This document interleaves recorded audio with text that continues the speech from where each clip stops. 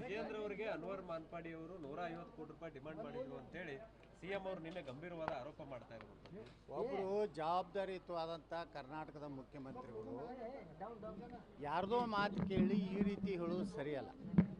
ಅವ್ರ ಬಳಿ ಏನೋ ದಾಖಲೆ ಇರಬೇಕು, ಏನಾದರೂ ಇರಬೇಕು. ಈಗ ನೋಡಿ, ಅದೇ ಅನ್ವರ್ ಮಾನಪಾಡಿ ನೀನು ಎಲ್ಲ ಮಾಧ್ಯಮಗಳು ಏನು ಹೇಳ್ಯಾರ, ನಾನು ಬಿ ಜೆ ಪಿ ಯಾರೂ ಸಂಪರ್ಕ ಮಾಡಿಲ್ಲ, ನನಗೆ ಯಾರೂ ದುಡ್ಡು ಕೊಡೋ ಆಮಿಷ ಕೊಟ್ಟಿಲ್ಲ, ನನಗೇನೂ ಇಲ್ಲ, ಏನಾರ ಆಮಿಷ ಕೊಟ್ಟಿದ್ರೆ ಕಾಂಗ್ರೆಸ್ನವ್ರು ಆಮಿಷ ಕೊಟ್ಟ್ಯಾರ ಅಂತ ಹೇಳ್ಯಾರ. ಈ ರೀತಿ ಒಬ್ಬ ಜವಾಬ್ದಾರಿಯುತ ರಾಜ್ಯದ ಮುಖ್ಯಮಂತ್ರಿಗಳಾಗಿ ಯಾವುದೇ ಒಂದು ಆರೋಪ ಮಾಡಬೇಕಾದ್ರೆ ವಿತ್ ಎಲ್ಲ ಡಾಕ್ಯುಮೆಂಟ್ಸು ಎಲ್ಲ ಇಟ್ಕೊಂಡು ಮಾತಾಡಬೇಕು. ಇವತ್ತು ಮಾನಪಾಡಿ ಅವರು ಹೇಳಿದ ಇದಕ್ಕೆ ಅವ್ರದ್ದು ಹೇಳಿಕೆ ಏನು, ಅದನ್ನು ಬಹಿರಂಗಪಡಿಸಲಲ್ರಿ. ಸುಮ್ಮನೆ ಬ್ಲ್ಯಾಕ್ ಮೇಲ್ ಮಾಡೋದು ಅನ್ಸೋದು ಅಂದರೆ ಸದನದಲ್ಲಿ ವಿರೋಧ ಪಕ್ಷದವ್ರು ಮಾತಾಡೇಬಾರ್ದು, ಸದನದಲ್ಲೇ ನಮ್ಮನ್ನು ಕಟ್ಟಿ ಹಾಕಿಬಿಟ್ರಾಯ್ತು, ನಮ್ಮ ಮ್ಯಾಗ ಕೇಸ್ ಹಾಕಿಬಿಟ್ರಾಯ್ತು, ಇಷ್ಟಕ್ಕೇ ನಾವೆಲ್ಲ ಶಾಂತ ಆಗ್ತಿಲ್ಲ. ನಾವು ಗಟ್ಟಿಯಾಗಿದ್ದೀವಿ, ನೀವು ಏನು ತನಿಖೆ ಮಾಡ್ತೀರಿ ಮಾಡ್ರಿ ಅಂತ ಹೇಳಿದ್ವಿ. ಮೊನ್ನೆನೂ ಹೇಳಿದ್ದೀವಿ, ನೀವು ತನಿಖೆ ಮಾಡಿ. ಸಿ ಬಿ ಐ ಬಗ್ಗೆ ಈಗ ಯಾಕೆ ನಿಮ್ಗೆ ವಿಶ್ವಾಸ ಬಂದದ? ಇದೇ C B I E D ಏನು ಎತ್ತಿದ್ರಿ, ಬಿ ಜೆ ಪಿಯ ಕೈ ಚೀಲ ಎತ್ತಿದ್ರಿ, ಬಿ ಜೆ ಪಿ ಏಜೆಂಟ್ ಎತ್ತಿದ್ರಿ. ಈಗ ಒಮ್ಮೆ ನಿಮ್ಗೆ ಹೆಂಗೆ ವಿಶ್ವಾಸಾರ್ಹತೆ ಸಿ ಬಿ ಐ ಬತ್ತು? ಅವಾಗ ಸ್ವಾಯತ್ತತೆ ಸಂಸ್ಥೆ ಇದು, ನಾವು ಯಾವುದೂ ಮಾಡೋದಿಲ್ಲ ಅಂತ ನಾವು ಹೇಳ್ತೀವಿ. ಈಗ ಸಿ ಬಿ ಐ ಪ್ರಧಾನಮಂತ್ರಿಗಳಿಗೆ ಅದಕ್ಕೆ ಪತ್ರ ಬರೀತೀರಿ, ನೀವೇ ಕ್ಯಾಬಿನೆಟ್ನಾಗ ಇಡ್ರಿ, ತನಿಖೆಗೆ ಆದೇಶ ಕೊಡೋಕೆ ನಿಮಗೆ ಸಿ ಬಿ ಐದವ್ರಿಗೆ ರೆಕಮೆಂಡ್ ಮಾಡಿದ್ರೆ ಸಿ ಬಿ ಐದವ್ರು ಬಂದು ತನಿಖೆ ಮಾಡ್ತಾರೆ. ನಿಮ್ಗೆ ತನಿಖೆ ಮಾಡಿಸೋದು ಬೇಕಾಗಿಲ್ಲ. ನೀವೆಲ್ಲ ಏನು ಮಾಡ್ಲಕತ್ತೀರಿ, ನಾಟಕ ಮಾಡ್ಲಕತ್ತೀರಿ, ಜನರಿಗೆ ಕಣ್ಣಾಗ ಮಣ್ಣು ಹಾಕೋ ಕೆಲಸ ಮಾಡ್ಲಕತ್ತೀರಿ ಅಷ್ಟೇ.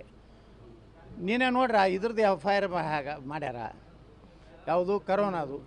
ಆ ಕರೋನಾದ ಎಫ್ ಐ ಆರ್ನಾಗ ರಾಜಕಾರಣಿಗಳು ಯಾರ್ಯಾರ ಹೆಸರು ಹಾಕ್ಬೇಕಲ್ರಿ, ಕಲ್ಲಪ್ಪ ಮಲ್ಲಪ್ಪ ಯಾವದಾನ, ಅಧಿಕಾರಿ ಯಾವದಾನ, ಯಾವುದೂ ಇಲ್ಲ. ಕೆಲವೊಂದು ರಾಜಕಾರಣಿಗಳು, ಕೆಲವೊಂದು ಅಧಿಕಾರಿಗಳಂತ. ಅಂದ್ರೆ ನೀವು ಹಂಗಾದ್ರೆ ಜಸ್ಟಿಸ್ ಕುನಾಲ್ ಏನು ಅವರು ಎನ್ಕ್ವೈರಿ ಮಾಡ್ಯಾರ, ಯಾರು ನೇರವಾಗಿ ಹೊಣೆ ಅದಾರ?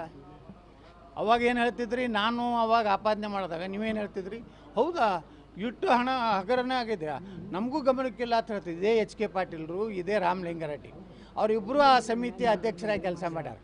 ಅದಕ್ಕೆ ಕಾಂಗ್ರೆಸ್ಸು ಹತಾಶ ಮನೋಭಾವನೆಯಿಂದ ಸುಳ್ಳು ಆರೋಪಗಳನ್ನು ಒಂದು ಸಂವಿಧಾನಾತ್ಮಕ ಹುದ್ದೆಯಲ್ಲಿರುವಂಥ ಮುಖ್ಯಮಂತ್ರಿಗಳು ಮಾಡಬಾರ್ದು.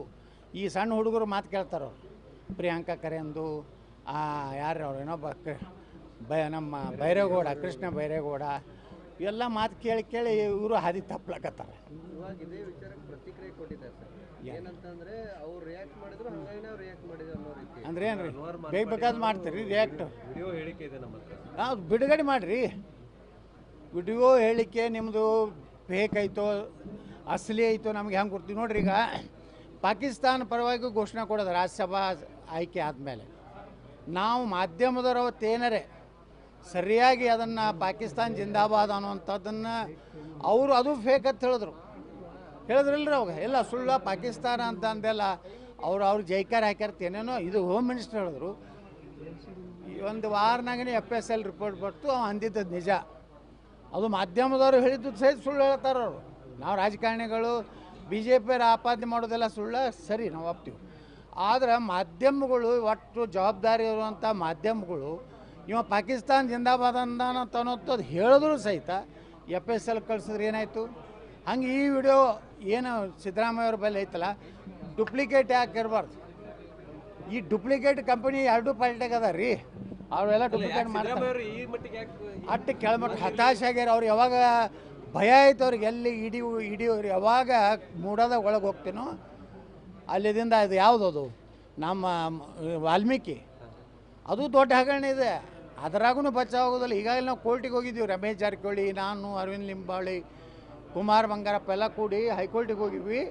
ವಾಲ್ಮೀಕಿ ಹಗರಣವನ್ನು CBI ತನಿಖೆ ಆಗಬೇಕು, ಹೈಕೋರ್ಟಿನ ಸುಪರ್ದಿಯಲ್ಲಿ ಹೈಕೋರ್ಟ್ ಅದನ್ನು ಮಾನಿಟರ್ ಮಾಡಬೇಕು, ಅಂದ್ರೆ ಇವ್ರು ಬಣ್ಣ ಬಯಲಾಗ್ತದೆ. ಅದಕ್ಕೆ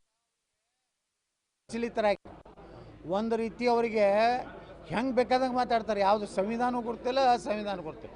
ಈಗ ನಮ್ಮ ಹೋರಾಟ ಸಂವಿಧಾನ ಅಂದರು, ಅವರು ರಿಸರ್ವೇಷನ್ನೇ ಅವ್ರು ಮುಸ್ಲಿಮ್ಗೆ ಕೊಟ್ಟಿದ್ದೇ ಸಂವಿಧಾನ, ನಮ್ಮದಲ್ಲ. ನಾವು 2Dನೇ ಕ್ಲೇಮ್ ಮಾಡಿದ್ವಿ ಅವಾಗಲೂ. ಇವರೇ ಕಾಂಗ್ರೆಸ್ನು ನಮಗೆ 2A ಕೊಡ್ತೀನಿ ಅಂತೇಳಿ ನಮ್ಮ ತಪ್ಪು ಹಾದಿಗಳದವ್ರು ಈ ಕಾಂಗ್ರೆಸ್ಗಳು. ನಮ್ಗೆ ಆಗೋದಿಲ್ಲ 2Aದಾಗ ಕೊಡೋದು ಅಂತೇಳಿ ನಮ್ಮ ಪ್ರಧಾನಮಂತ್ರಿಗಳು, ನಮ್ಮ ಅಮಿತ್ ಶಾ ಅವ್ರು ಹೇಳಿದ ಮ್ಯಾಗ ನಾವು 2D ಒಪ್ಕೊಂಡಿವಿ. ದಯವಿಟ್ಟು